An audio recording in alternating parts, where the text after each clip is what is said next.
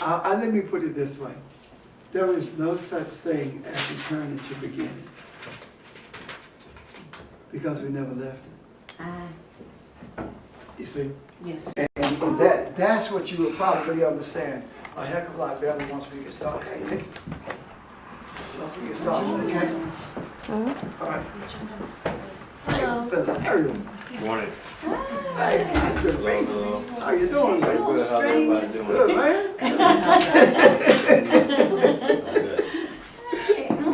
Getting it from both sides. How are you? Okay. How you doing? Like a pup? Thank you. While we're here, girl. Hi, how are you doing? I'm doing good. Hey, man. How are you? Teenager. Hello, lady. How are you doing? Hey, man, he looking down on you now. Hey, sweetie. How you doing? Hello there, fella. Good, how are you? Good. Wow. Everybody. Getting hugs all over the place. I tell you what, Put it back over here. man, it does not seem like it's been that long No. since Nick just, you know. Yeah. Yeah. Okay. Hey, babe. What was it? Oh, we were talking about the idea of beginning, right? Yes. And I was saying that there, you know, we talk about the return to beginning, but there is no such thing as that because we never left. Okay. And it is the illusion that we have left. And when we begin looking at the stuff that Barbara is now reviewing concerning darkness, we will move in that direction and you'll begin to understand the necessity in our being able to wrap our mind around the now as opposed to past and future. Ready, Barbara Jean? Okay, I can start with some thoughts that I came across as Okay. I looked Are at you this. ready, Janice? Okay, go ahead. There were a couple of things that I thought were fairly profound. It says, one of the things I read was to go into the light is to know the light. To know the dark, you have to go into the dark. And you cannot know a thing unless you know as many facets of that thing as possible. So that includes both the light and the dark, which is, I think, what we've said in here anyway about it scene.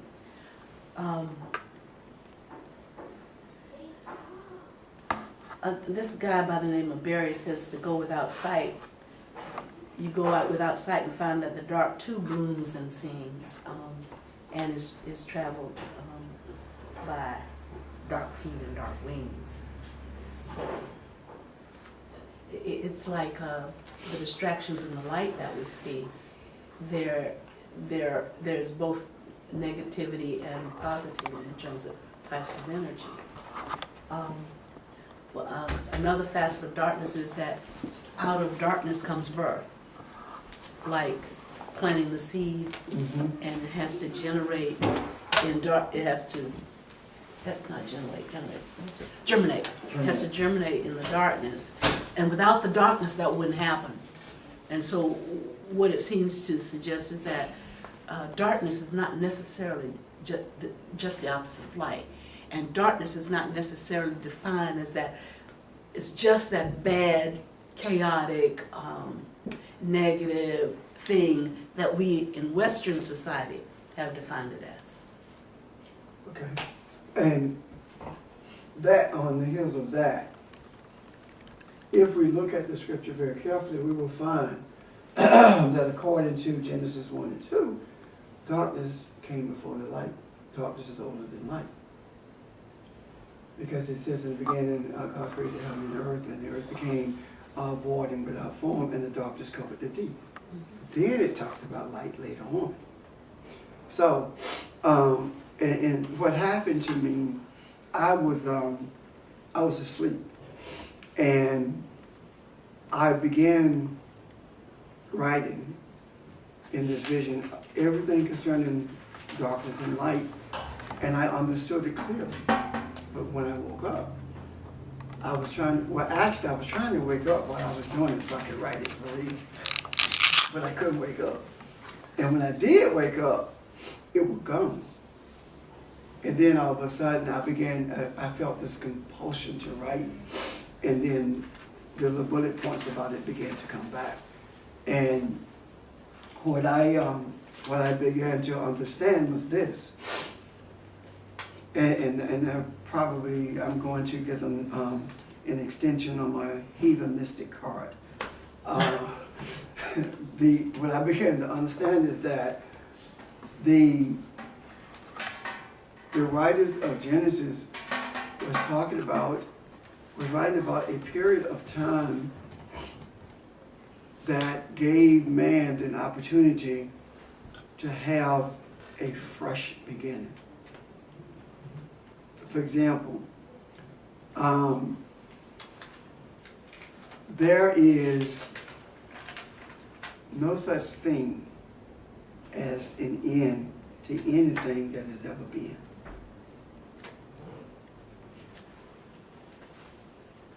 Earth cannot end, neither can anything else. If earth can end, then so can heaven, because both of them came from the same place. Think about it. So then, putting in perspective the scripture that says, before my word passes away, heaven and earth will pass away. Well, the word will never pass away. Therefore, Except for heaven and earth won't pass away. that's it. And the other part of it is that the reason we look at the possibility of earth passing away is because we do not see earth as the scripture speaks of earth. We see earth in material terms only. But when we think about heaven, we see it eternally. Mm-hmm. You see what I'm talking about? Now, if a boy and a girl come from the same womb, both of them are human. Are they not? Mm-hmm. So if heaven and earth come from the same womb, both of those are spiritual. It would have to be. Man, this is what happened in my vision. I was not talking about man or mankind. I began talking about the human. And the human has always tried to understand the origin of its existence. It has also tried to understand the source of the environment in which it lives. Now, there are various reasons. The human has tried to understand its origin on its own terms, as opposed to seeking to understand its origins based upon the reality of where it comes from. Yes, ma'am. Rania says, what about new heaven and new earth?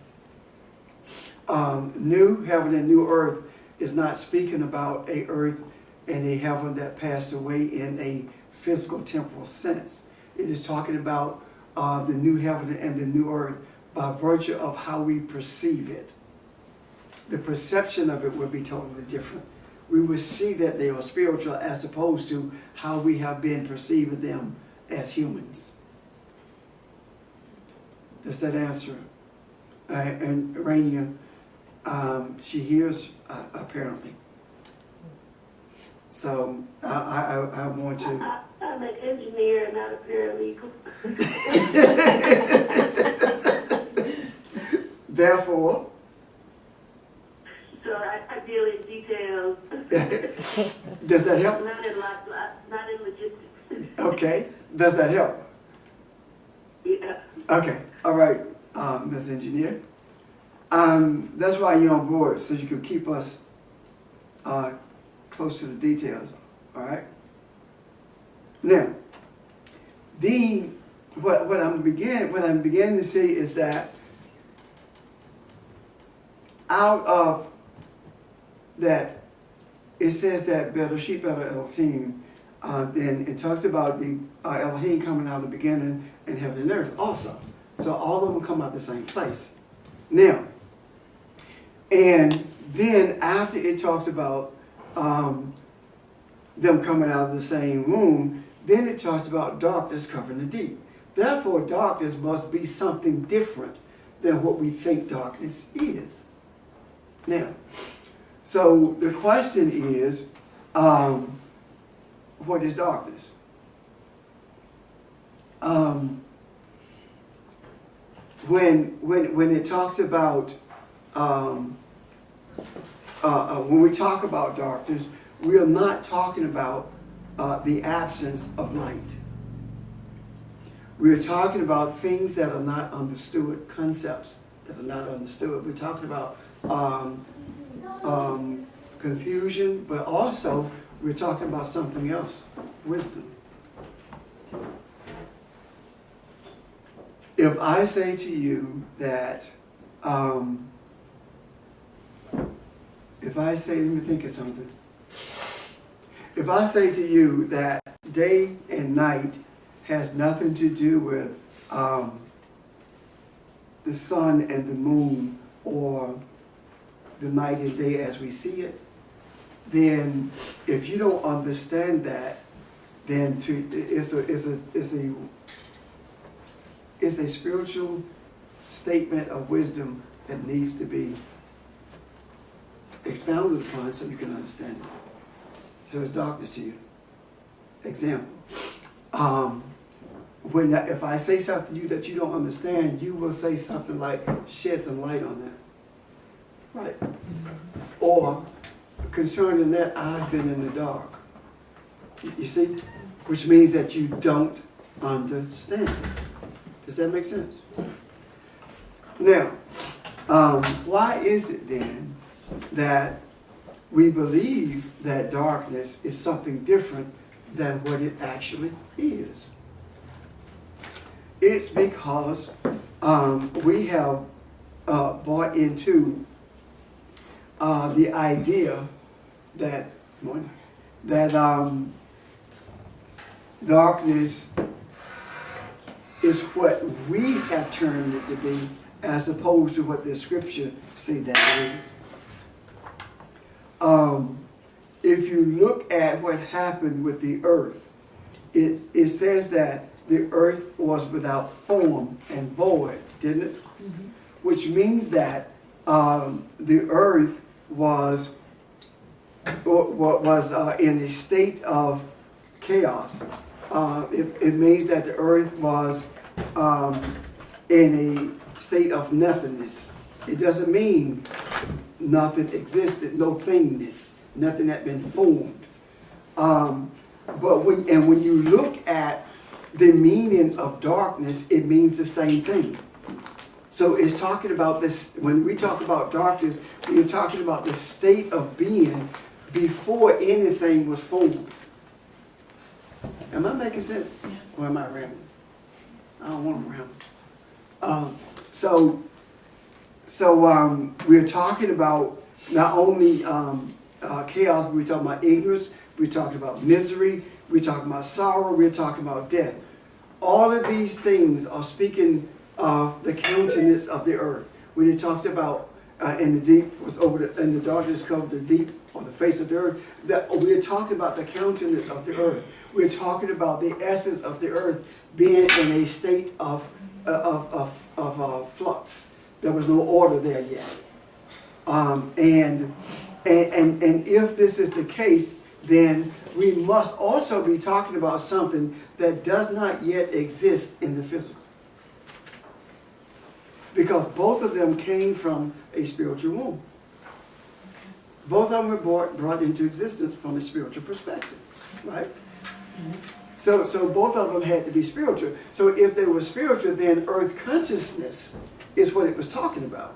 It's talking about, if we talk about earth consciousness, we're talking about an awareness or earthly awareness that needs to be brought to a place of stability by other spiritual beings or entities. And I'm not talking about the human being, I'm talking about spiritual beings. And the reason I say that is because if the earth consciousness is earthly awareness, is talking about those things that we are not aware of, or the misery or the chaos, then it can't. It is not talking about a physical chaos. It's talking about a spiritual chaos.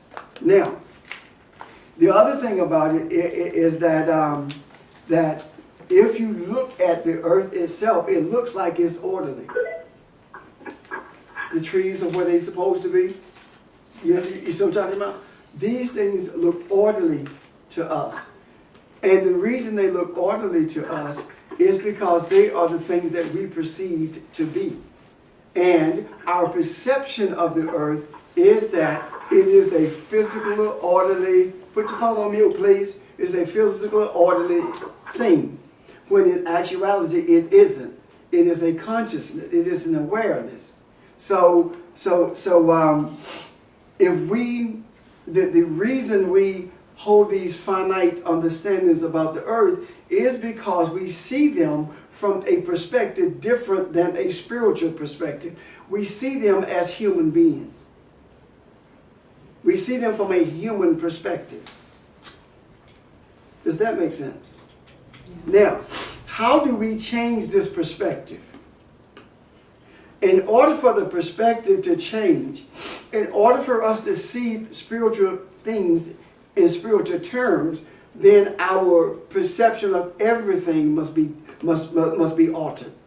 Example, the reason we don't get to a place of spiritual awareness or a place of messianic awareness is because we are waiting for Messiah to come. Or we're waiting for the awareness to come, right?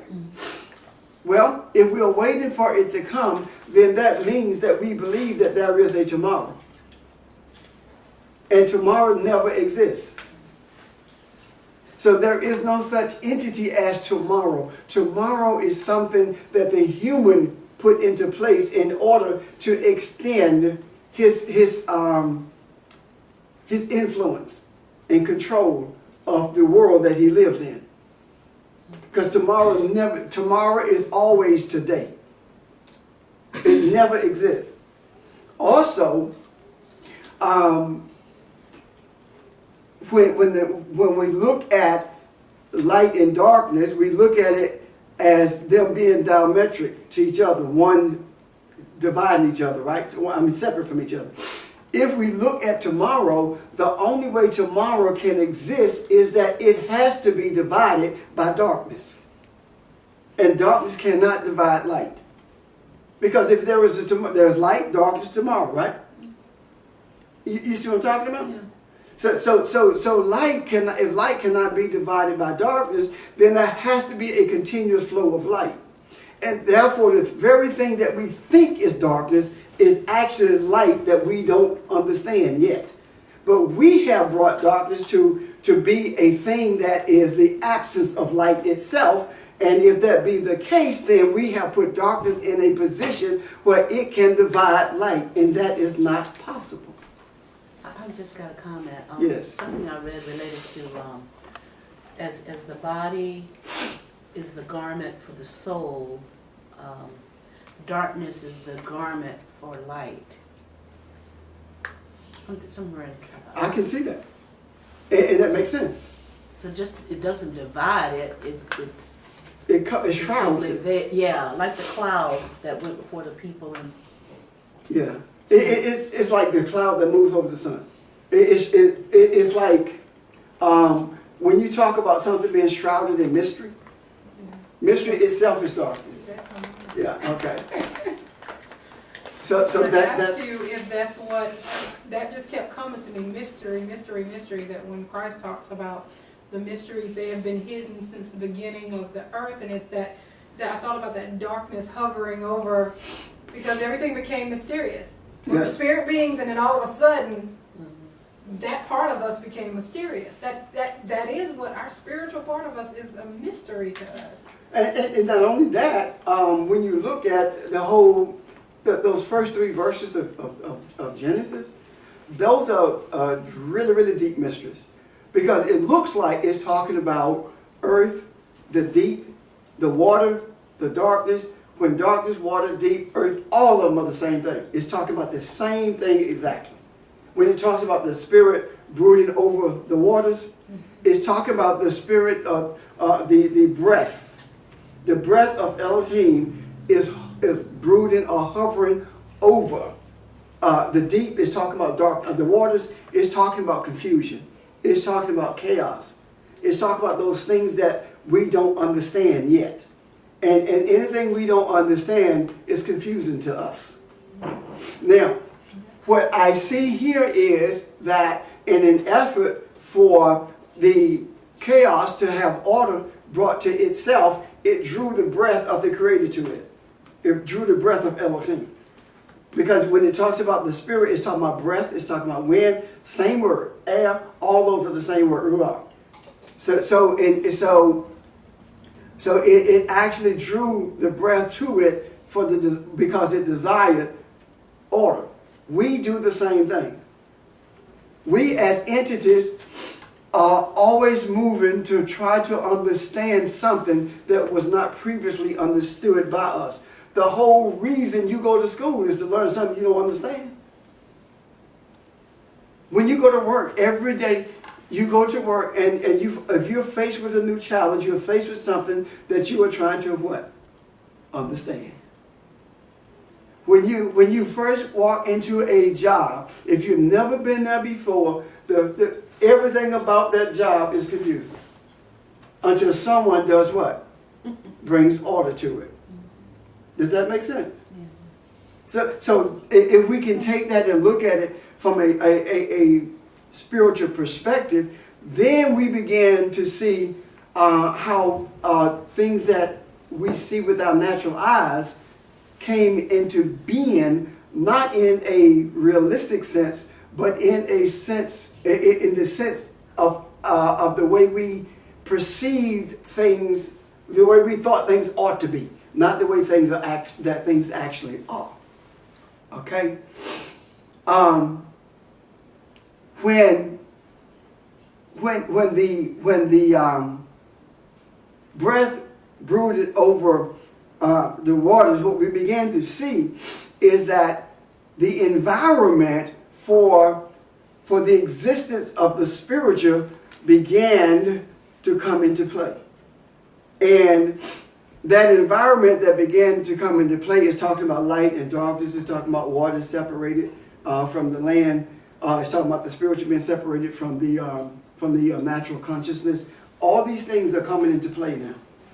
And as they come into play, we began to see something else.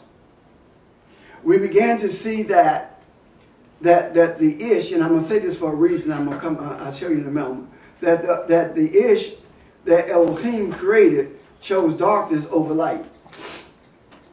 Now, that does not mean that the Ish chose to be rebellious in the sense that we thought it was.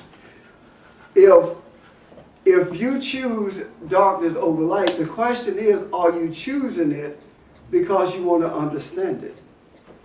Or you are curious?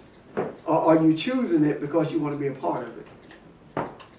Now the Ish chose it, but when the Ish chose the darkness, not the Ish, I'm sorry, the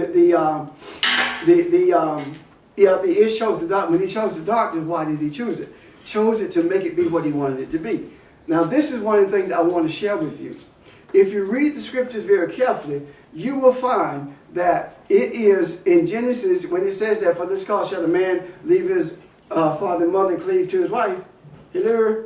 Mm-hmm. Okay. It says for this cause shall a Ish leave his father and mother and cleave to his Isha. This is the man calling himself, this is the Adam calling himself Ish.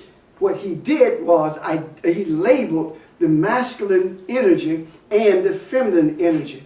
But if you keep reading, you will find that when Elohim comes in the garden during the cool of the evening, when it comes into the garden, he does not say Ish, he says Adam.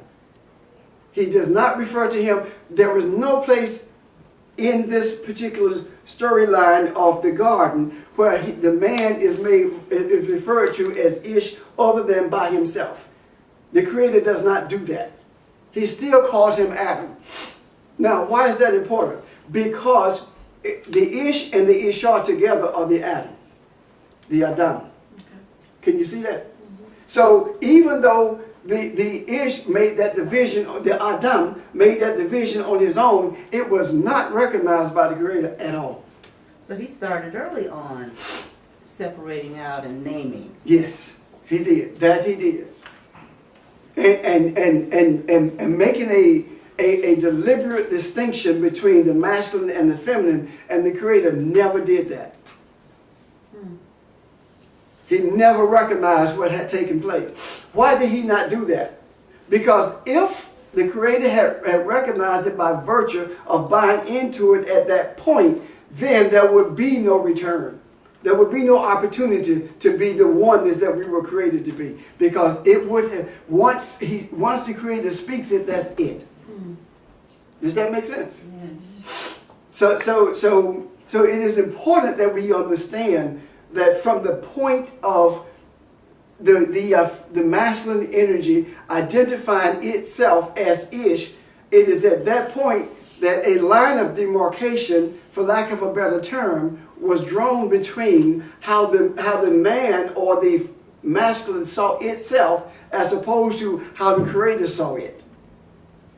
And this is the first step towards the Ish and the Ishar becoming the human. Can you see that? So,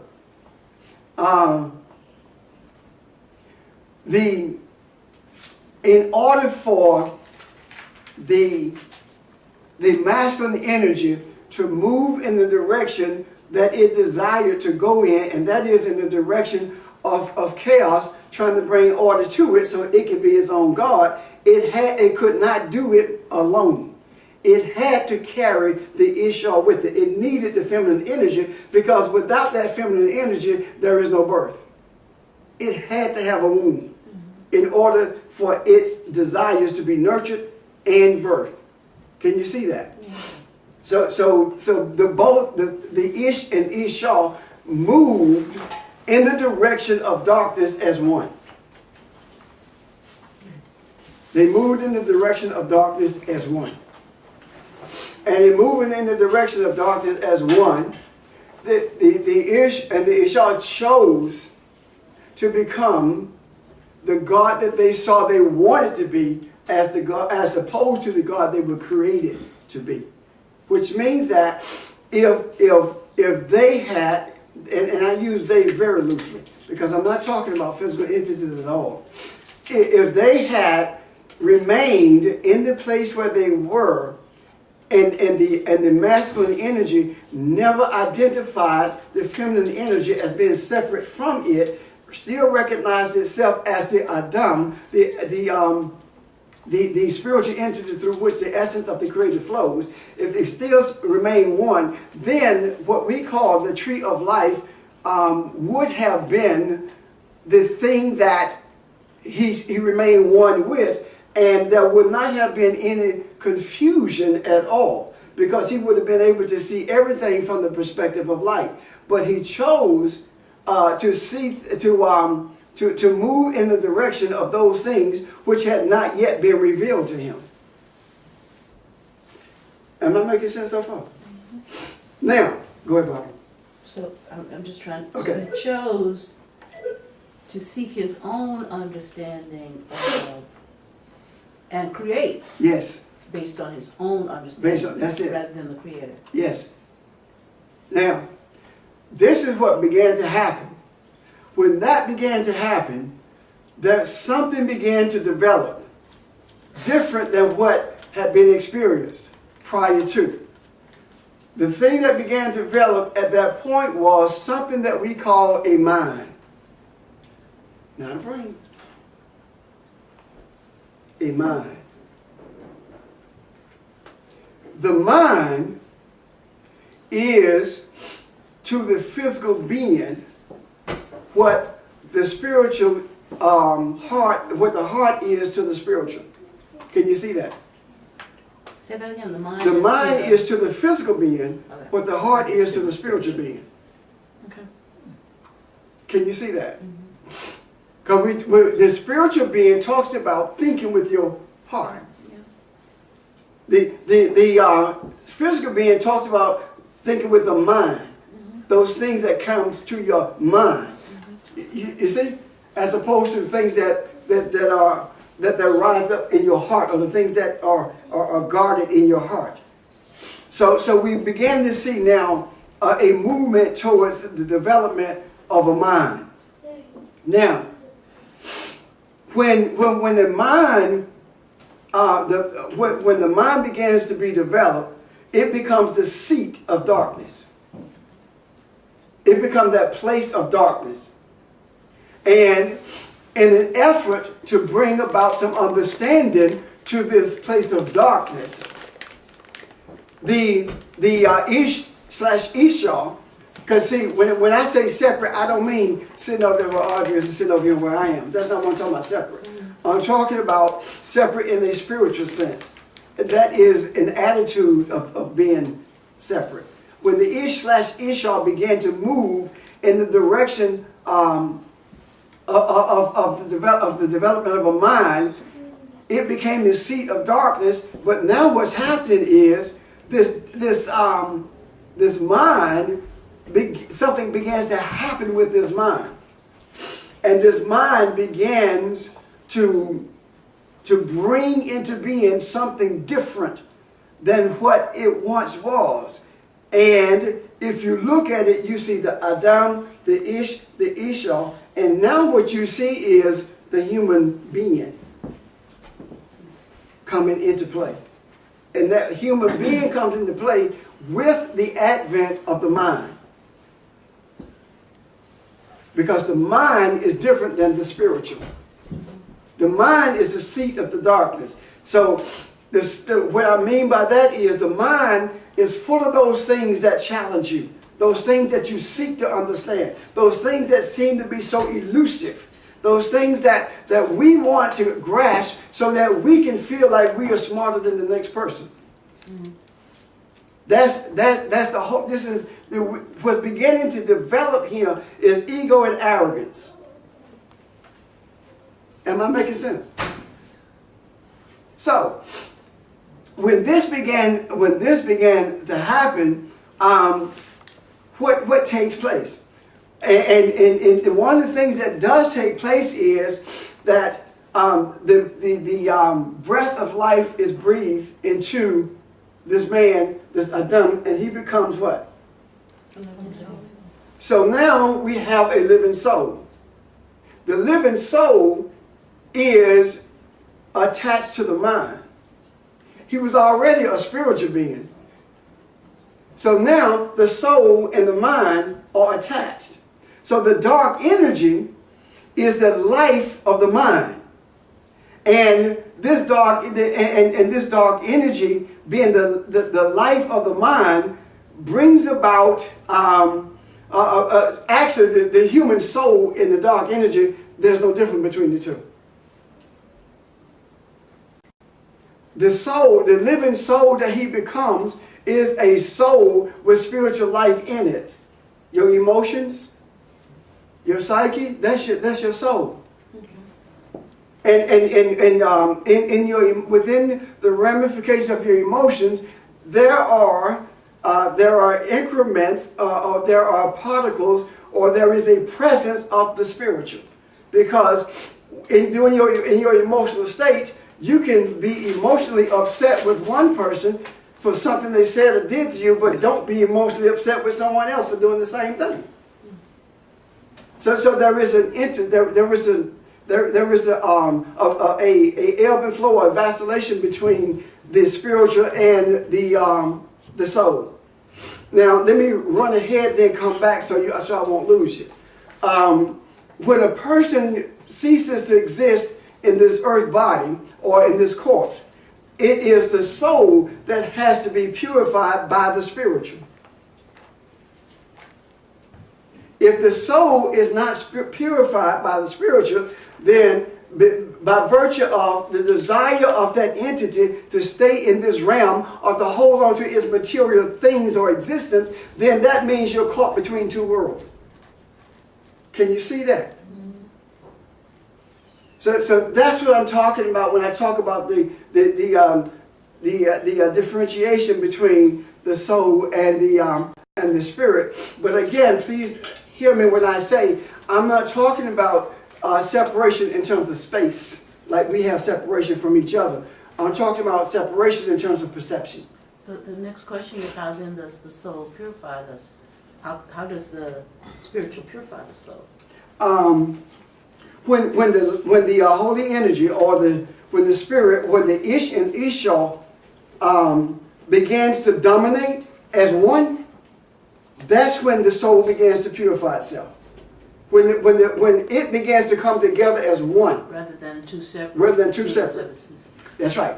That's when it begins to purify. In other words, when the masculine and feminine energy comes together as one with the desire to be enlightened, that's when the soul begins to be purified. And purification does not mean from dirt. It means from confusion. Nikki, then you have. So you said when a soul passes on or transitions, it's purified. If it passes to the other. If that's, I guess, the journey that it's on, that it is a process that we actually purify. We have purified in between our earthly dwellings, so to speak. Yeah. But there are those who don't, and that's why we have what we call ghosts. They're so attached to their materiality that they aren't able to go through that process. Guess what else? Which is why they need prayers from us to move on to their next journey. Guess what else?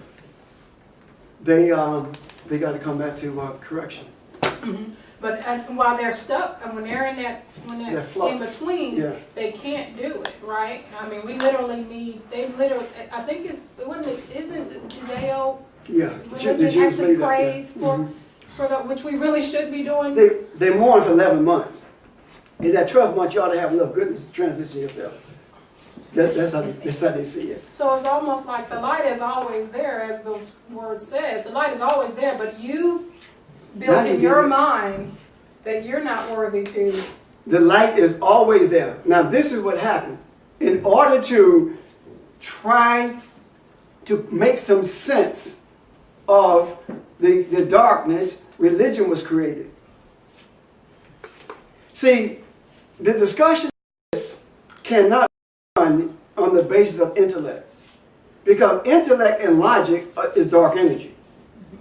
The spiritual is not logical at all. It is not logical for me to be able to look in your face and see and talk about who you are internally.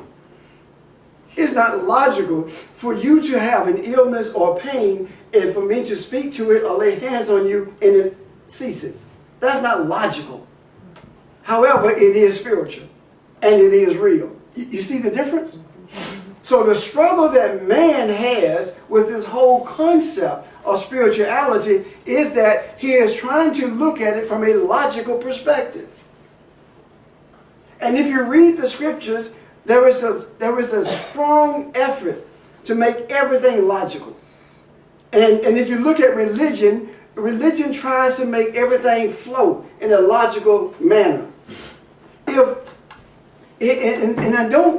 one of the main reasons I don't want to discuss it from a purely intellectual perspective is because we end up philosophizing. And if I want to philosophize, I can do that. You know, if I want to philosophize, I can do that. That's not what I'm looking for. I'm looking for us to be able to help each other see this aspect of darkness from the perspective that the scripture presents it, as opposed to the way religion presents it. Does that make sense? Yeah. Okay, Evan. Why is it necessary for, if Ish and Ishah is one, why is it necessary to be pure? Why is it necessary for it to be purified? Because of the dark energy. It chose to do it on its own. If your child chooses to do his own thing, then purification is talking about him recognizing that the journey he's on is wrong. It's going to lead him to destruction as opposed to what we call happiness or whatever. But once he makes a decision, say, you know what? Evelyn used my picture right this time. and comes back, what did he do? He purified his thoughts. Okay. See, we have this false notion, we have this real notion, but a false notion. Purification of this water is different than purification of the spirit. Purification of the water speaks of taking contaminants out of it. Right. Purification of the spirit speaks of seeking light as opposed to seeking light as opposed to remaining into darkness and interpreting it the way you want to. It's a total difference. But again, we use the human logic in trying to make sense out of spiritual reality, and that doesn't work. Okay? I'm What- sorry, you're gonna have to repeat that. Purification of spirit has to do with with seeking light rather than seeking darkness and trying to. Interpret it as you choose to. In other words, what it is desiring, no different than when we began looking at with Kabbalah or the Zohar or any other of the materials that we looked at, the Aramaic understanding of what the New Testament is talking about.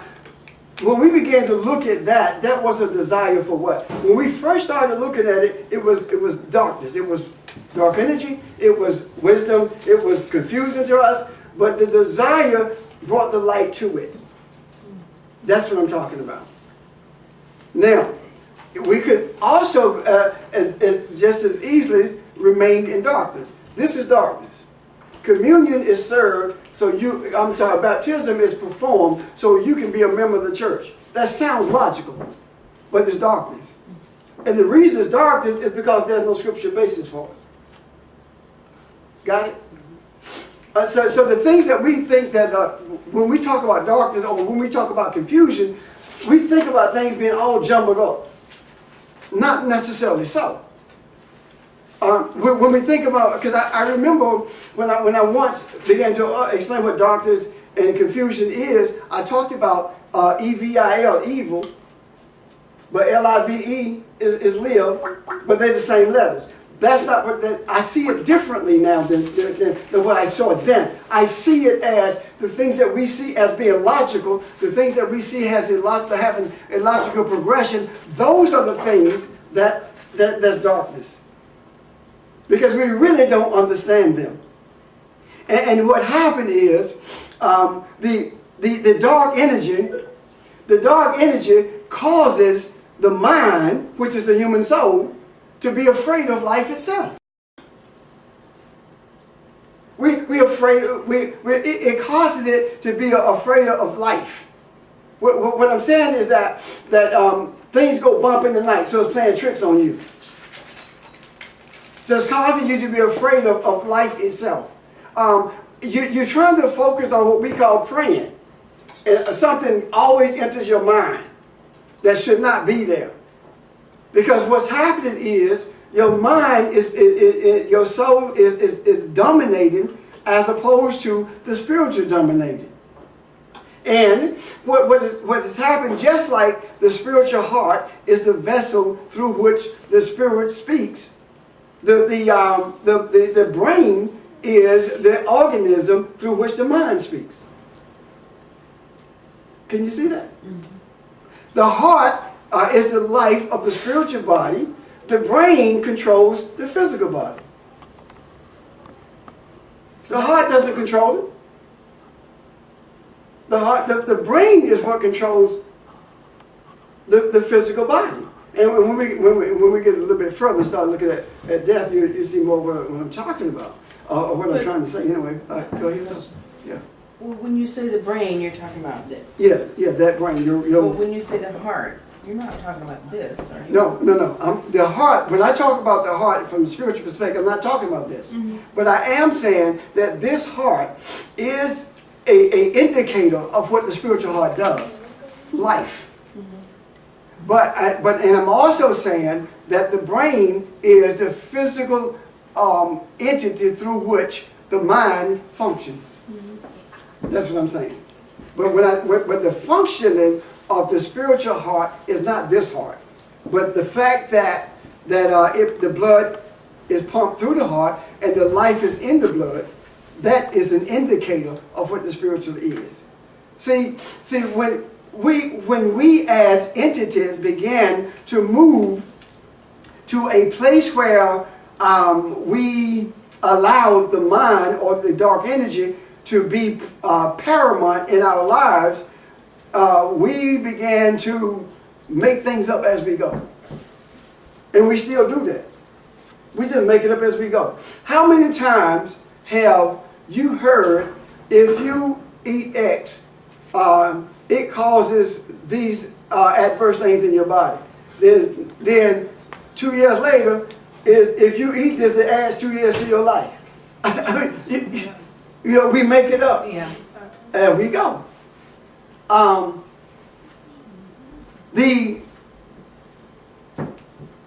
The ish. So baptism, baptism. Yeah.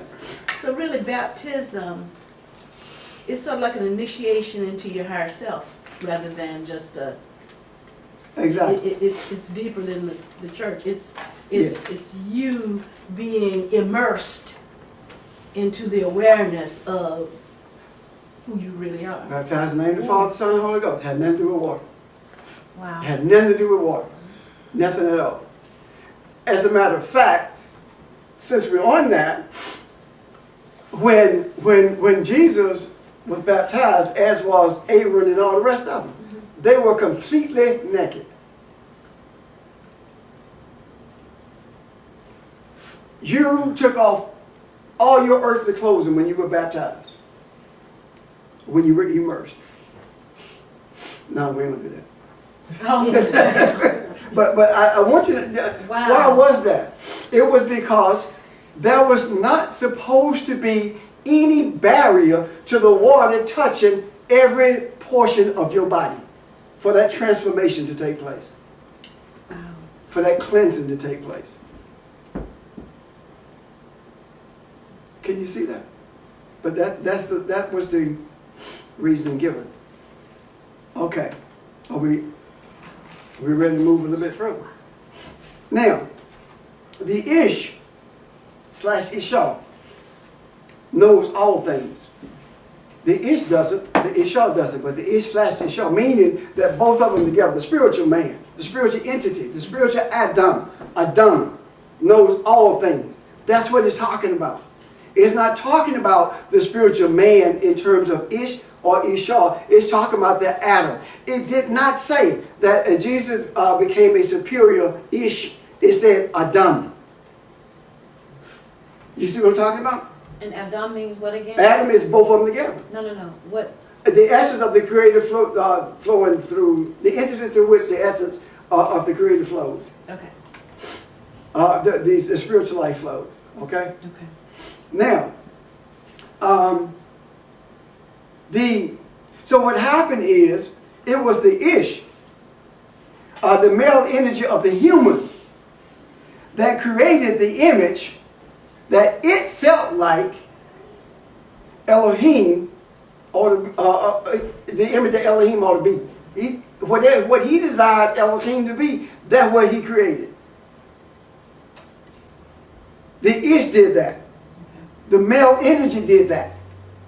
And the male energy did that without any assistance from the female whatsoever. Okay. That is why there's male dominance in religion. But nothing gets done without the female. Think about it. It doesn't matter whether it's Catholicism, or Baptism, or Presbyterianism. Males may dominate, but nothing gets done without the females. Does that make sense? Can you see that picture? Mm-hmm. More gets done when both are on the same page. It is no different than saying whatever man and his wife agrees on, they can accomplish. Why? Because they are no longer Ish, perceptive space between Ishah, but they are Ish / Ishah, one. So then they're not as separate entities pulling apart from Right. each other, but they are as one. One gives, as wisdom gives the idea, and then the other nurtures that idea. Yes. Okay. And what you just described is divorce. They are not attempting to be divorced from each other.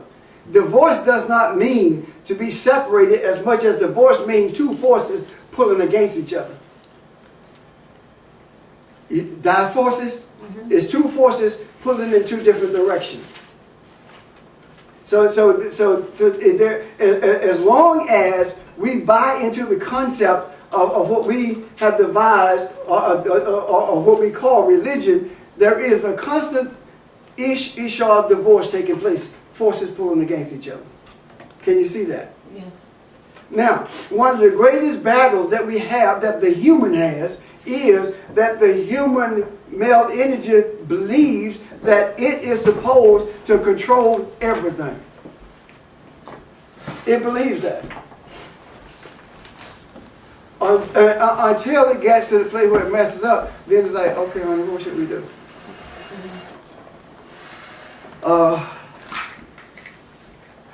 Now,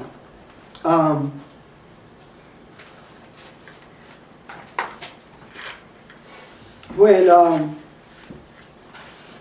the thing that brings the human mind to a place of clarity, to a place where the dark energy now is light or order. The thing that does that is when the eye is no longer shrouded in swirling energy or swirling darkness, or no longer enveloped in confusion and embracing that confusion as being light, but just standing still and letting the light reveal to it what that confusion is, or what it is as opposed to what it appears to be. And when I say the eye, I'm not talking about these eyes. I'm talking about the eye. Think about it this way: the pineal gland or pineal gland is calcified, and the calcification of that gland is no different than the eye being shrouded in darkness. Can you see that? So when it's decalcified, then the eye can see clearly. Jesus said that if your eye is dark, then your whole body is dark. What he's saying is, if your eye is dark, then your corpse is dark. And what makes your corpse dark is that your eye is confused. And the confusion of the eye is there because we do not allow the light to reveal itself. We identify what the light ought to be. Then that's why we have to go through these periods of what we call darkness, spiritual darkness, because this artificial light that we've created ourselves distracts us so much from who we are, the awareness of who we really are. And so something we haven't experienced, and we label that experience as darkness when it may be the very thing that we need to reduce the distractions, cause us to look within ourselves and with a deeper kind of perception of who we really are. I don't know if that resonates or not, but it does. So the artificial light is a distractor, and we created that artificial light. Yes. I mean, even to the point where light from a computer or TV has an adverse effect on the body. It causes headaches. Got a question going back to where you said the gland is calcified. I've heard that like fluorine and stuff like that does that. And I've battled with, using natural products versus things with fluoride in it. And I'm like, at what point in time can we look beyond changing our diet drastically and just depending on the spirit that what needs to be open will be open? I battle with that because a lot of people can't afford not to Don't battle with that. Just stop where you are. Do it. Believe that the Creator will grant you those desires. The desire, when it talks about you grant your desires of your heart, it's talking about no car. Right. It's talking about spiritual stuff. Okay? So this is what I'm trying to say to you, Nikki. It is no different than when, I believe it was it, when the water in the wilderness was poisoned, and he put the bush in it and sweetened it. There's no difference. Your desire for light deals with all of that stuff. So having a organic diet or this, that, and the other, just put that to the side and just focus If you on want, desire. yes. I don't. I do it as much as It's possible. crazy. Yeah, It's but like, I do it as much as possible. I do, But- but there are times when I'm like, okay, And that's where you draw the I line. just, you know, It's almost getting legalistic out of Yeah. exactly, Yes. Rather exactly. than- It's almost yeah, like, yeah. oh, if you're not doing an organic Yes. diet, you're not gonna grow. And that- and I'm I don't doing wanna it. feel like that. I'm like, you know what? I like the Enough taste of is the food. enough. It tastes different. It makes me feel different. Now, but I don't, and that's what Barbara hit the nail on the head. We should never become legalistic. Because once you do that, then the one who cannot afford that, you saying that I will never be open. Exactly. And that's not true. Exactly. So, It's almost like it becomes a form of worship, in a sense. Yeah. And it becomes an idol in our lives. And I'm like, okay, I don't want to go down this route. Right. I've been there, done that with other things. I'm done. I don't want to Yeah. make this an idol. that's it. I was gonna comment on the artificial light and whatever, but y'all are talking about the same thing. Yeah, you're right. Yeah. Yeah. You're right. Okay. Because we do have these periods of darkness based on the artificial light. Because whenever we turn into ourselves and we start to question, why am I doing this? Or does this make sense?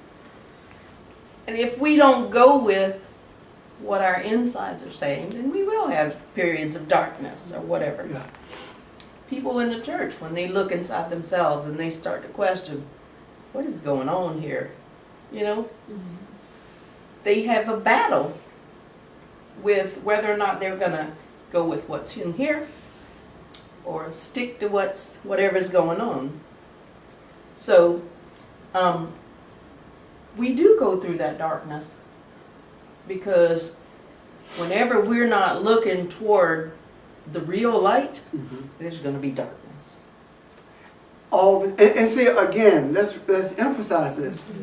Darkness is not things all jumbled up. Darkness is just as logical as logic can be.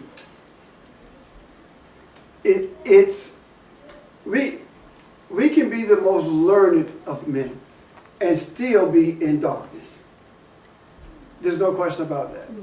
Look at our society. It's in darkness. See, the best thing that has ever been allowed to approach us is discomfort. Being uncomfortable. Discomfort is darkness seeking to become light.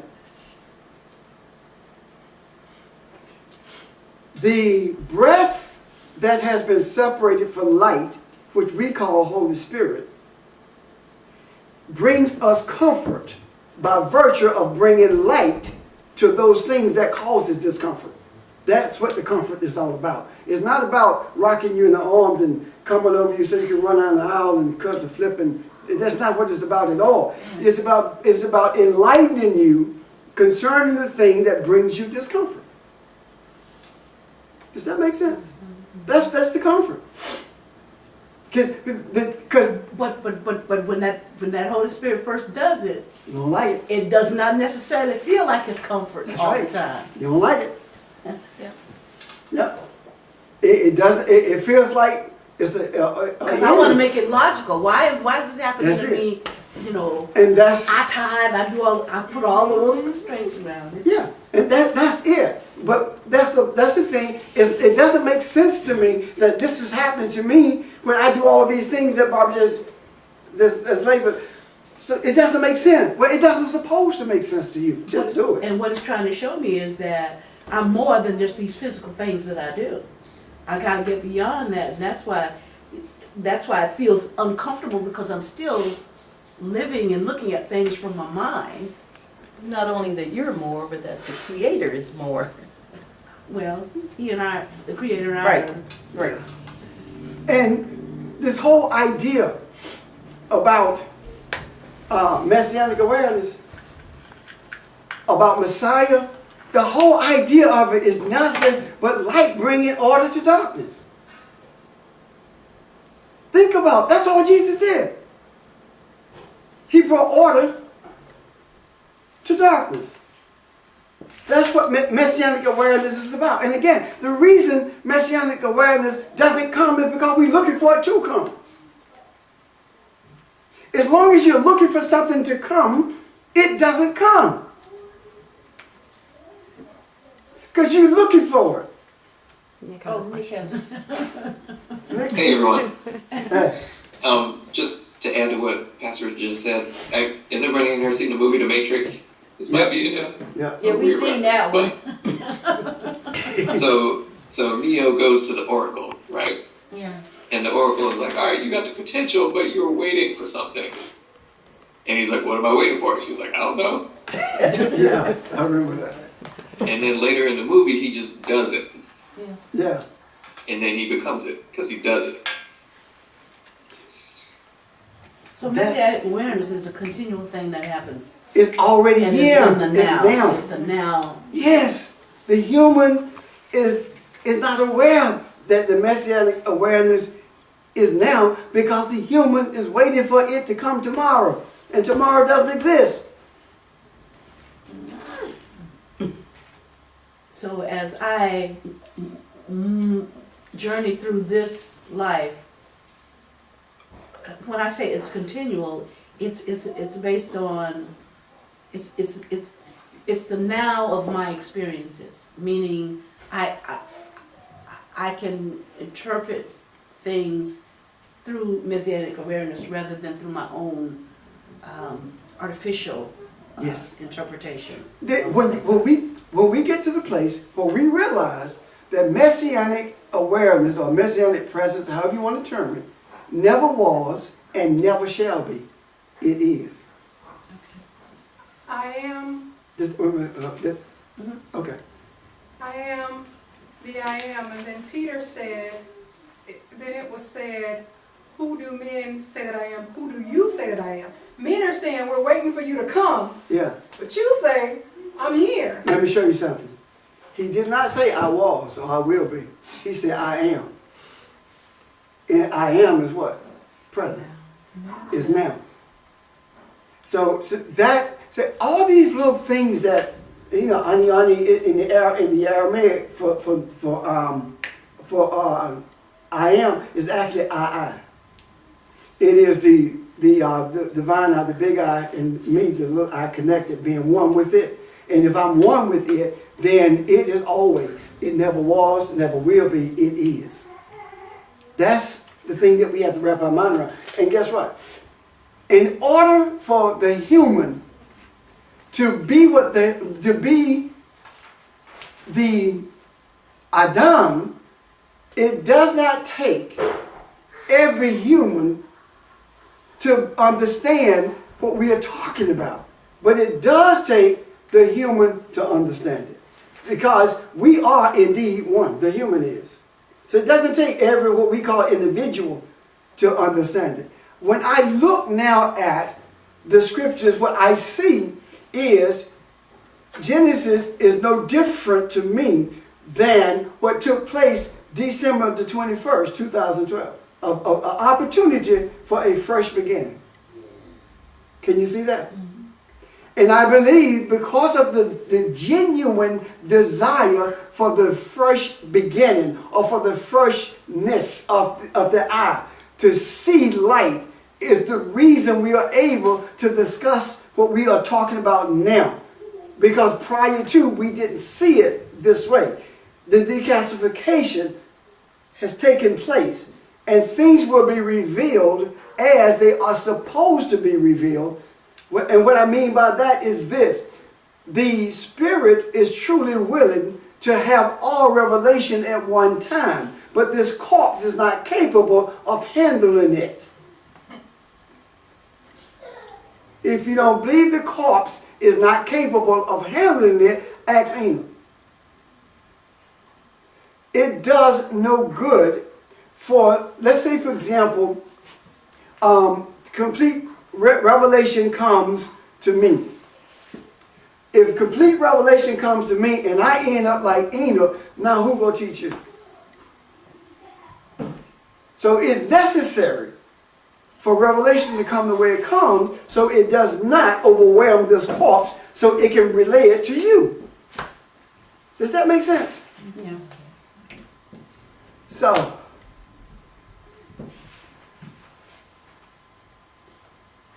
how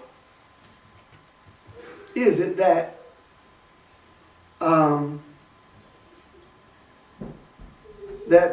how do we accept messianic awareness as being now?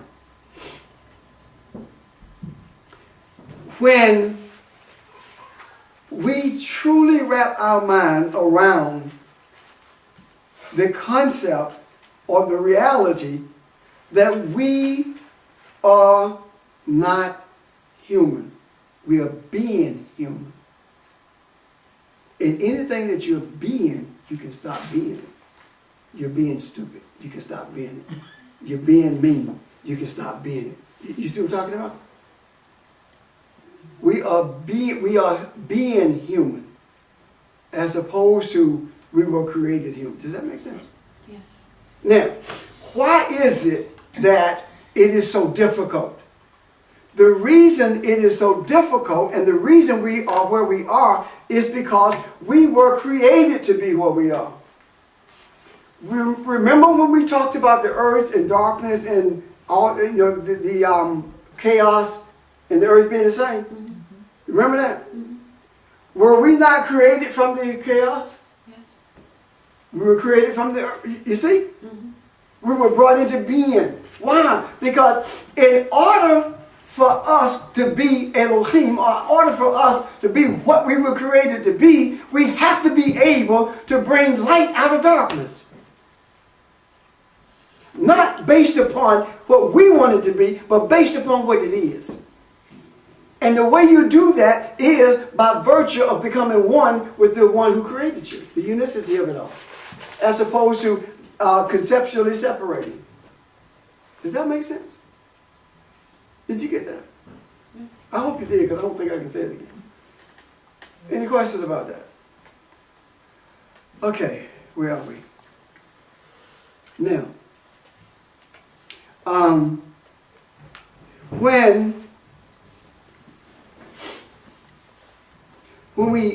we began this, when we put forth this effort to, and I struggle with words to try to keep us in the now. When we put forth this effort to realize that messianic awareness is now, is here, it is, right? We cannot do that in here.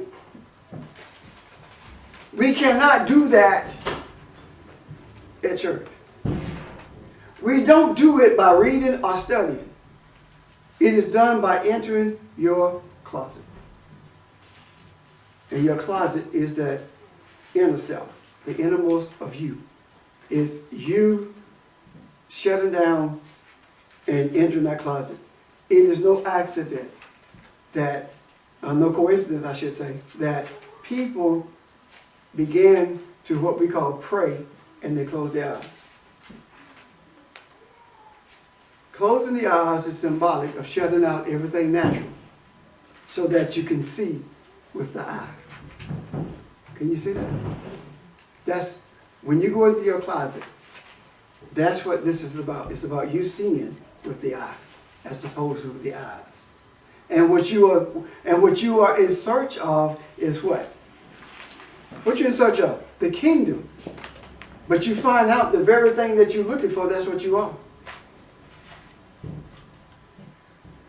But we have to get past all of these doubts about us being worthy or all these doubts about I did this when I was 16, and I did this when I was 26, and I'm still doing it when I'm 36.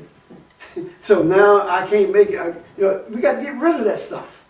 Because everything that comes into your life is designed to bring you to the place of your closet so you can see or begin to experience who you are. Everything. It doesn't matter what it is. It does not matter. That when Barbara was talking about how the comfort doesn't feel like comfort, it doesn't feel like we're being pushed towards the light. It feels like we are being pushed away from the light because it hurts so bad. Yeah, it's like, That's night. Night means twisting the light away. That's what it means. In Hebrew and Aramaic, it's talking about violently twisting the light away. And that's what happened. When we began to struggle, when Audrey was talking about the question that rises and we began to struggle within, that's the twisting the light away. It doesn't take all of that. Why is it that you're over there with those folk? They're in a cult. But then when trouble comes, you call those folk. Why? Because you recognize that there's something there. And it's called light. Got it? Now, darkness.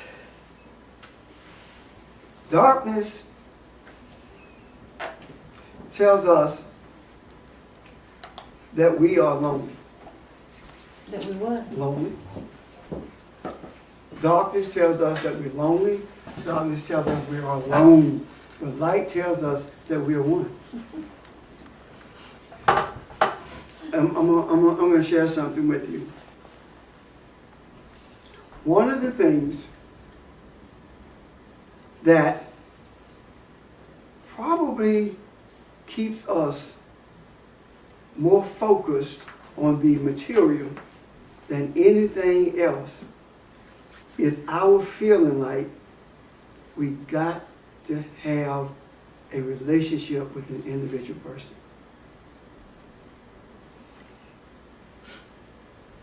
Did you hear that? Because that becomes our focus. It trumps everything else in our life. I'm going to say something else too. The desire for sexual intercourse will overshadow the desire for light. Because if that happens, what do we call it? Holiness. It shifts your focus from everything natural, from everything spiritual to the natural, when we're not realizing that the highest level of spirituality is intercourse. Now, and I use level very loosely, okay? Because it bursts something all the time. Can you see the picture? How many times have we been pining after someone to the point where nothing else matters? Grades go down. Work go down. You drive in and forget where you are for a moment. Nothing feels right. You just sick and don't know why. No reason to be sick, and you don't be hungry. I want to eat, but I'm not hungry because your focus is shifted to something. And there are people whose focus is just like that when it comes to money. That's their whole focus. That's intimacy with something that brings about more misery, as opposed to the real intimacy that helps alleviate the misery. Well, sex don't bring no misery. Yeah, it does. Yeah, it does. Okay. What about STDs? Oh yeah, well. What about at the moment it feels good, but later on it hurts like hell? Okay. It does bring misery. Okay. Yeah. You see what I'm talking about? Yes, now I see. Yeah. And that's one of the things, I'm glad you said that, because what will happen is we don't see beyond the point of gratification. We don't see what comes after the gratification. Yeah. Okay. So it's instant gratification with long range misery. Okay, I got you now. Got it? So it has to be pure in nature. And again, when I talk about purity, I'm not talking about purity as we see it in the natural. I'm talking about purpose and focus. Okay? Okay.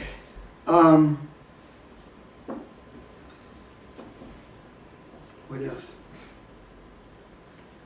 I kind of wanted to say something, but I hope it doesn't take us Go ahead. off track. I don't Go think ahead. it will. Well, we always It was do. about enlightenment. And somebody said something earlier about when people make their transition, they hang around the earthly plane or realm or whatever we can call it.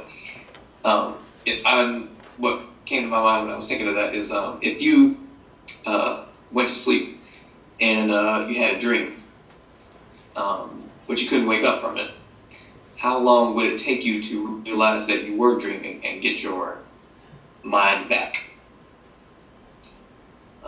Is the exact same process that happens to that residual energy. So the process of enlightenment is becoming more lucid in this dreamlike experience that we are having. So, has everyone heard of what a lucid dream is? Has anyone heard that term before? I've heard it before. You mind elaborating on it? Yeah. So a lucid dream is when you can go to sleep, have a dream, realize that you were dreaming, and remain in that space.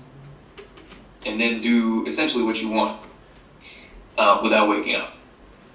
Until you choose to or until it pulls you away.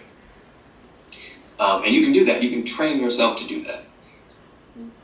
The process of enlightenment is that same process, but the baseline isn't the dream, it's the waking consciousness or state of mind that we're usually in.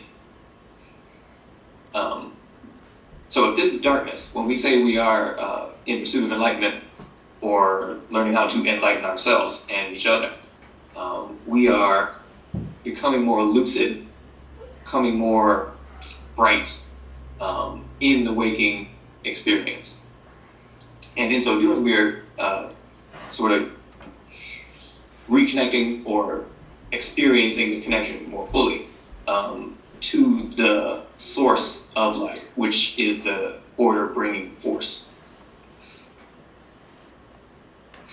But I just wanted to say that to sort of give a better description of what this process kind of is.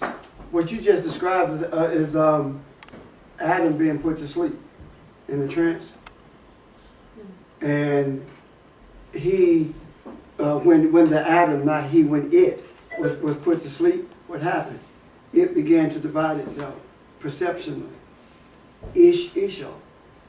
And there is no indication that he was ever awakened from that sleep. So we are living a lucid dream, but not realizing what we're living. So we allow the dream state to control us as opposed to us controlling the dream state. Well, hopefully we are more lucid now because we are still in this illusionary state, Mm-hmm. but the spiritual,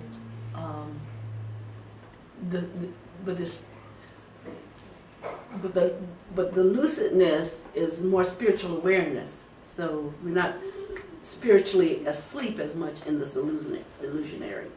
I think I kind of touched that when I was talking about how this darkness thing came to me. I was writing it when I was asleep. I was saying it, everything was there. And I tried to wake up so I could actually write pen it and couldn't. So, but I promise you there is much more to it than what I have seen in this state. But apparently it is not time to deal with that aspect of it right now. So, and I struggle with these words because I want us to understand or to begin to wrap our mind around the now of everything, as opposed to looking, to the past or to the future, because things that in the future are not, and things in the past keeps us stuck in what we call the past. So the idea of past and present, past and future is an intellectual development. And intellect is darkness masquerading as light. That's what it is. Because when we talk about someone who is enlightened, the overwhelming majority of the time when we talk about that, we're talking about spiritual stuff. But when we talk about someone being intellectually strong, we talk about how deep they are. We don't talk about light. Isn't that something? As in Pile High and Deep, PhD. Yeah.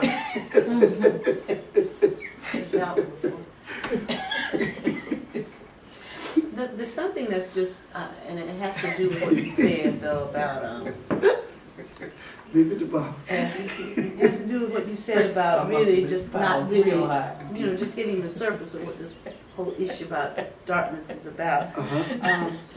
Because if we create, if artificial light if we create artificial light ourselves, then we create artificial darkness ourselves too.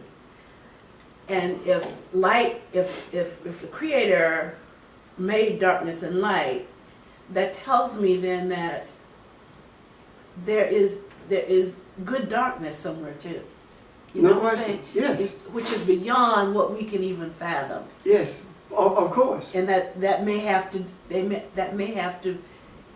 do with the darkness that was before we even knew about thinking about being some seed in somebody's womb, whatever. Well, It's beyond that. Sheldon and I were talking earlier this week. We were talking about the idea of the universe on like 20% matter, and 73%, 74% energy, and something else that we don't know. So, but the energy that it is dark. It's dark energy.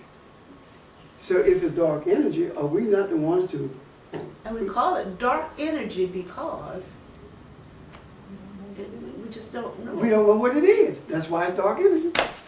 What is it, Sheldon? It's 4%. Okay. His hand up, like five. No. It's significant because that's just that matter of is that small amount that we actually understand from an intellectual standpoint. So essentially, we don't understand anything. Yeah. 4% compared to 96. Everything is dark energy and dark matter, which we understand nothing about. So that's all I wanted to say. That's enough.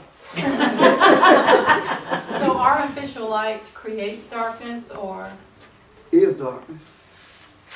Because it makes it, I go back to what Ms. Barbara said about we wonder why this has happened to us, because we built in our minds that light is doing good things or doing what the Bible says do and not doing this, and then whenever something comes into our life, it's bad because of the artificial light that But we we built. determine that it's bad. And why is Right. that? Why do we label it as bad instead of Purifying, wow, something yeah. that's come to purify our thoughts and change our thoughts. That's when you look at. There's a 5-finger hand. Oh, okay. Go ahead. Oh, the only thing I was about to say is the act of thinking something is bad is actually what makes it bad, so to speak. That I'm not sure if that's easy to understand, but whatever you think is bad. Just because you have put those traits on it, so to speak. That's why it becomes adversity to you. Yes. Because you made it adversity. But to someone else. If we look at words like evil or hate from the Hebraic and Aramaic perspective, none of those terms are negative. The idea of hate talks about being a mirror for something so deep inside of you until you can't see it yourself. So, in other words, the thing that if I hate you because of, then that's the thing that you need to find how to deal with, because it's so deep in you until you can't find it for yourself. So I'm your mirror to bring it out of you. My point is this: there are absolutely no words in the Hebrew or the Aramaic that's termed what we call negative, bad, or dark in terms of being mischief. None of that. It only comes to that place through these translation from the Greek to Latin to English. But the original languages, none of that is bad. So As we call bad, of course. So anything that happens to us, anything, whether it be a tragic death or anything, is actually an energy that's coming to us for us to heal. There are no really deaths to other people. Somebody's not hurting me because they don't like me. They have a role, almost like Judas, to play in my life for me to learn a lesson. Even with Judas. Judas, if you read that from the, understand it rather from the Aramaic, Jesus said, go do what you have to do. In other words, Judas was offering him. It was not him betraying. He was offering. Used. Yes. No. Not used. Not used. He knew what was going on. Jesus knew what was going on. The fellows knew what was going on by virtue of the terms that were used. And when Judas offered him up, the way he did it, when he went to them to offer him up, he knew that he was supposed to do that, and that's the reason he didn't take money for it. Well, that's what, when I say used, the universe is using him to fulfill a purpose. Everybody, yeah. Yeah. In that regard, not used yes. as in a negative, Right. but used as in it had to be happening. That's Got what to Christ told him, don't talk about him. Leave He did what he alone. was supposed to do. You have to understand that everything in our lives, even when we talked about discomfort, if we term it as being bad, it's simply because we are discomforted by it. And discomfort is simply darkness wanting to be brought to light, or darkness seeking light. I mean, when you think about darkness, say that when you die, it's over with. Darkness also say that when you die, your spirit/soul go to heaven or hell. That's what darkness says. And that is the greatest confusion that we entertain when it comes to life and death. But when we entertain it as the end, then there are those who are upset by that because it's a negative to them. When we deal with it from the heaven and earth thing, there are those who are upset because it's negative to them. And one of the most difficult things that I've had, that I've spoken to my class, and the most difficult thing I've tried to get across to them is the whole concept of heaven and hell. It's very, very difficult to get that concept across because we meaning the human, has defined heaven and hell to fit what the human desires it to fit, as opposed to what it actually is. Go ahead. Which one? Sheldon. The only thing I was going to say is that we see, hear, and perceive the world only through what is actually in us. That was going back to something that Pastor was saying a second ago. And I forgot the other point that I was going to mention, but no worries. You got a pen and pencil, write it down next time.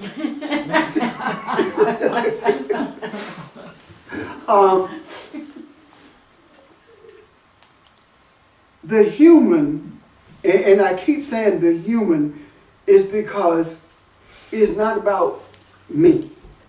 It's about the human.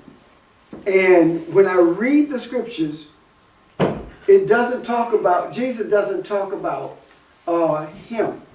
He says, when you say man, you're talking about the human being. You see?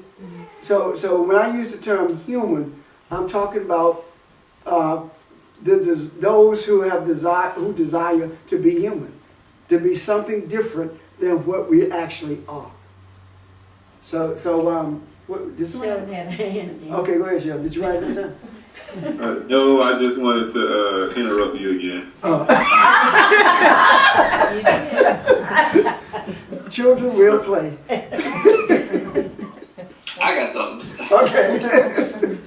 I just want to throw something. The term man, and I was looking this up. I forget when, but I can't do it again on this computer because I can't do like two things at once on this thing. But the term man didn't used to mean male, Right. Until we divided it further, or males divided it further. Anyway, so in that sense, is that word used? So it doesn't mean the term man means both, or refers to the essence of what both are. And listen to what he said. The essence of what they are. Is the human the essence of what we are, or the essence of what we have, or what we think we are, or what we perceive we are? The human is the essence of what we perceive we are, as opposed to who we really are. Because Jesus did not say, "Who does the spiritual man say that I am?" He said, "Who do you?" When he talks about man in that instant, he's talking about human. Okay. When he says son of man, he's talking about the son of a human. Right. He wasn't talking about the son of a spiritual entity. That's not what he was saying. So anyway, any other questions or statements or whatever? Does all of this make sense? Gentlemen, are you interrupted or you have something? Right? No, I have something. Now, I have last time too. I just think I was interrupting you. But the whole entire idea that we think about as far as everything being a reflection, and I used to, but not as much as now. So I don't know if everyone else said it this way as well. But every single time you become discomfortable with something or some situation, no matter where it might be, or you look at it as coming from, that is a precise moment for you to actually realize what is in you and where you're at. Because those things is almost like a barometer or whatever. Those opportunities to know exactly where you are unknown until that opportunity shows itself. So like every time you get upset, every time you get mad, every time someone pisses you off, no matter what, just think about it to yourself, or at least try to remember to think about it to yourself. Why do I feel this way? So you trying to justify interrupting me? Terminated. Please No, I'm not. verify the time and date. No. I don't feel And as though I need to justify interrupting you, sir. No, but it makes sense. It goes back to everything. Everything is an opportunity. Yes. And it's not, it's nothing is detrimental. Absolutely nothing. Because anything that's detrimental or destructive means that you're not eternal. And the other thing that will happen as a result of that is that you will actually end up being upset like a much shorter time. Because as soon as you like, okay, this made me feel this way. Why did it make me feel this way? All of a sudden, you aren't even upset anymore. It's so the situation is going on is so much bigger than this little petty thing that it was months before. And you're actually cherished and glad that the moment took place. So try it. And you know what else, Sheldon? There are times when we hear people say we've said ourselves, you know what? I don't want to hear that right now. In other words, I don't want to feel better now. Yeah. That's what we say. Right now, I know all that stuff you're getting ready to tell me, but I don't want to hear it right now. All you're saying is, I want to be discomforted for as long as possible. So how long has Barbara been telling you that? You know?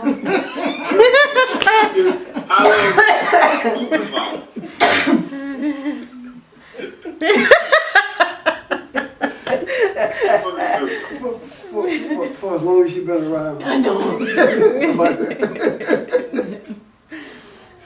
Barbara, Next. And I got, oh, you're gonna, go ahead. Go ahead, Nick. and I just wanted to add to that because that is the whole process what you just described, Sheldon, of transmutation in alchemy. It's the whole like mental martial art of learning how to use what is presented to you for the purpose of transforming who and what you are. And I would love to get to the point where we can like go into like where it tells you the information on how to do that. And what we're trying to do is like pull all this stuff out of the Gospels that were given to us. All the other ones that they tell us not to read go into how to do that. So, Because that's the actual like subjective science of how you consciously transform who and what you are. so you gonna do this starting next week? I was about to say, it's time for another lesson now. I could. Well, that's what we'll do. Wow. That's okay, yeah.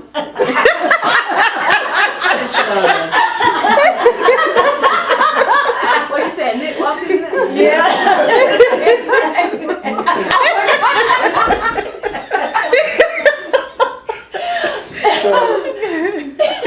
So what we're actually do is now that we have talked about the darkness and the light thing, we deal with the how-tos. Because and really, if when Nick was speaking, I was thinking about the Gospels that that we were not allowed to read, and it really does speak to all of the spiritual how-tos, and so yeah, we are ready for that. Nick disappeared? Oh, okay. Oh, he needed a moment, huh? Oh, okay. Yeah. So we'll do that. Are you saying you get that? Same time. Yeah. I have something before. Don't end Yeah. it. Okay. You don't have Okay. this. Get it. Yeah, Go we buy don't. it. We've been talking about several things, but I've got something that I came across that roomy. Okay, hold 1 second. Rainier? I can ask mine next. No, it's good. No, I think Bob is going to deal with something else. Oh, okay. So just to tie up what you've been talking about today, you started off with that, earth will never pass away because then heaven would pass away. And my question about the new heaven and the new earth was, could they pass away so that there would be a new heaven and a new earth? And I think that's the transformation we're kind of getting into. Right. Okay, that's it. Just tying up the Okay. in. Okay. This is something I came across that I thought was very fitting. I wasn't going to say anything, but then before Nick takes us another step. This is, just listen to this for a minute. And it talks about how when we experience a different level of awareness, but people are not aware, that's why they think we're crazy, because they can't go there, they can't perceive that. Think of how it is to have a conversation with an embryo. You might say, the world outside is vast and intricate. There are wheat fields and mountain passes and orchards in bloom, and at night there are millions of galaxies, and in sunlight the beauty of friends dancing at a wedding, and flowers blooming. You are the embryo. You ask the embryo why he or she stays cooped up in the dark with his eyes closed or her eyes closed. And so listen to this answer. This is a possible answer. The embryo says, there's no other world. I only know what I've experienced. You must be hallucinating. In other words, flip that to a spiritual perspective of, being in the dark, and the spiritual perspective is awakening to the awareness of who we are. I think that's it.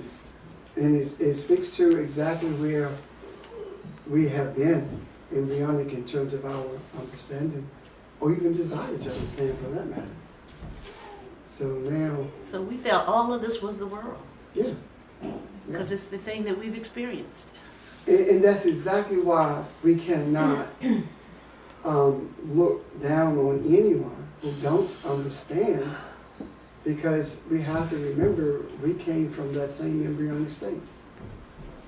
And just like we came from that same embryonic state, we are obligated to make sure that there are others who does the same thing if they desire to.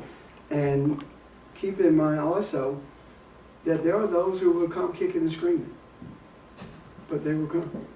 And the change is not every individual. The change is critical mass, the transformation. What does kicking and screaming look like?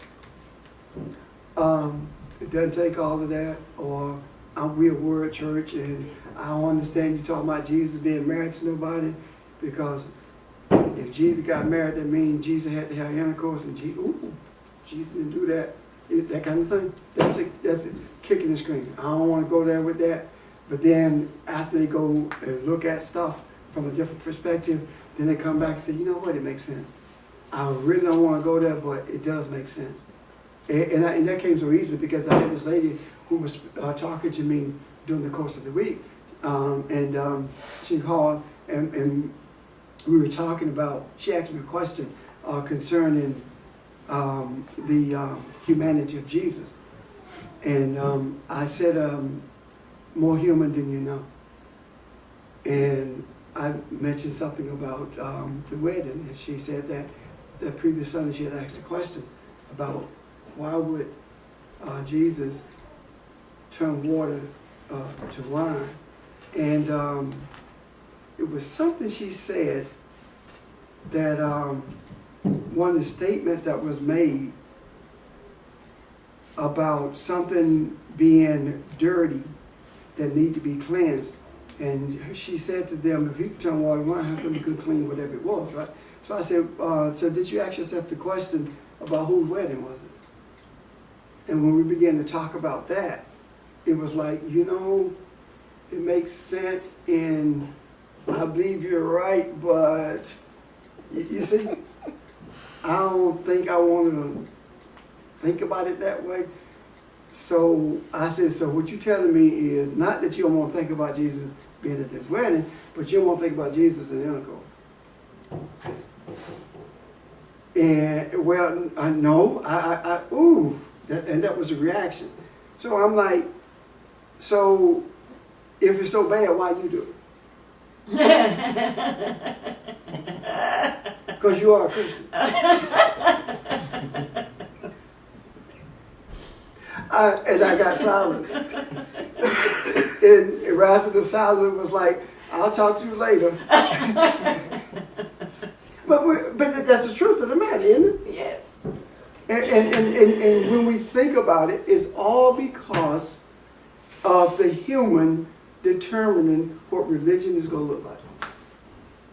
That's all of that. That's all of it. Even this whole Easter thing is the human determining what religion is going to look like.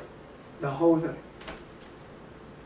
I had someone at work who was she says she wants to learn more about, read about it more, learn more about it. And, in our office, there are multiple people with multiple understandings of things. And what I told her, I said, you're going to find situations where people say Jesus did this, people say Jesus didn't do this, and other. I said, the most important thing is your desire and where you want to go with that desire. All that other stuff to take care, it doesn't matter to me whether he was married or not.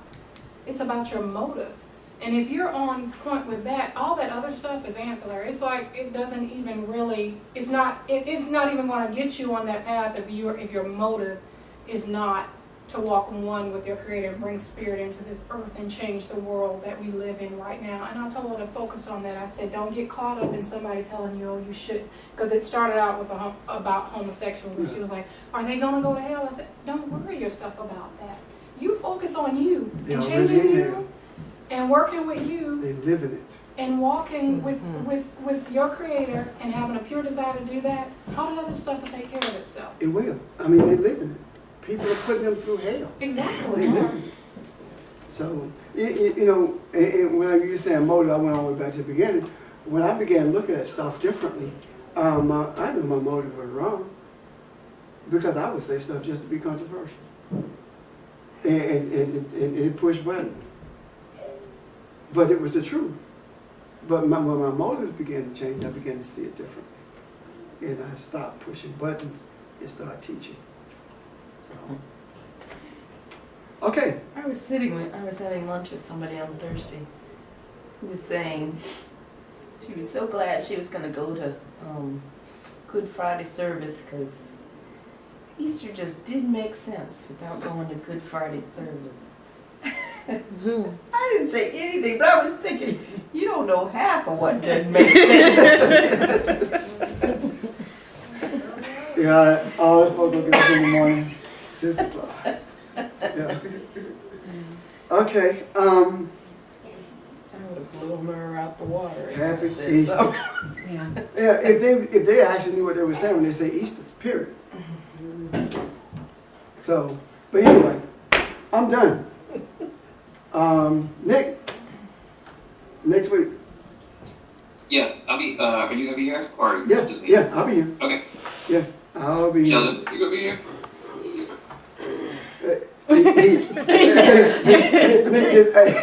Nick get his whole armor lined up right.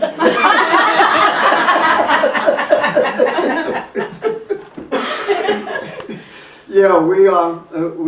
I know I'll be here next week. Yeah. Okay. Alrighty. Nick, Sheldon, while you're on, there are no rooms in the inn for the 3rd or the 10th or the 17th. So what I'm believing is going to happen is we probably are supposed to discuss this whole concept of death when we get to Philadelphia in June. Okay. Because nothing is open up in the whole month. Do we really need a hotel? Huh? Do we really need a hotel? No, we really don't. However, when things don't fall into place, it's just not supposed to be.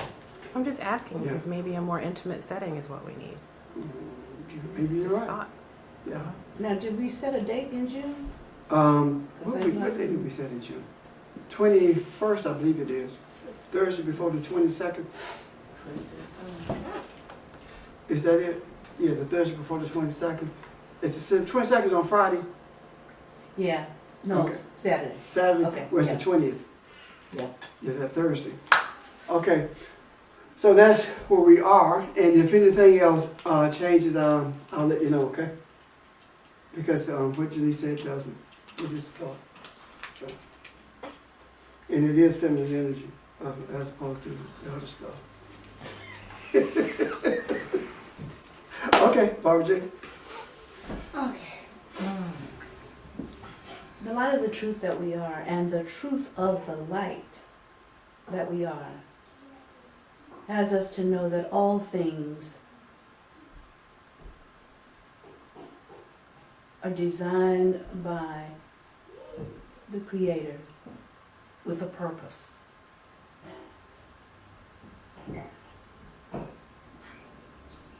To help us know the spiritual beings that we are. Amen. Okay, that's it.